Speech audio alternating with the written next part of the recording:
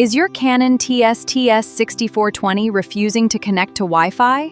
Don't worry, this is one of the most common printer problems, and in most cases, it's easy to fix.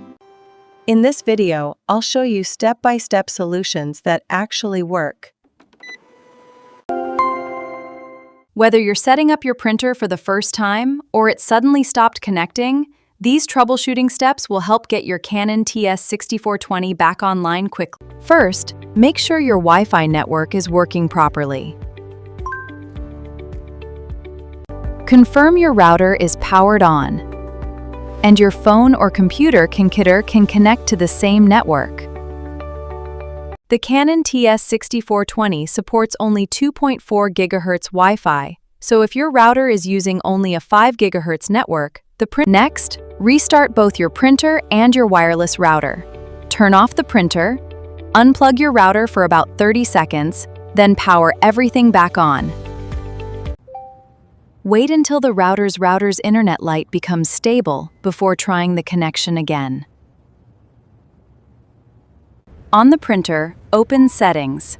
Select Wireless LAN Setup. Then choose your home Wi-Fi network. Carefully enter the Wi-Fi password, paying close attention to uppercase and lowercase letters. A single incorrect character can prevent the connection. If your printer still won't connect, install the latest Canon TS6420 printer driver and setup software on your computer. Updated drivers fix compatibility issues and improve wireless communication with Windows and Mac OS. Still having trouble? Reset the printer's network settings. After the reset, repeat the wireless setup process from the beginning. This removes incorrect Wi-Fi settings that may be preventing the connection. For the best results, place your printer close to the router during setup. Avoid using VPN software while installing the printer, and make sure your router's firmware is up to date. These simple steps can solve many wireless connection issues.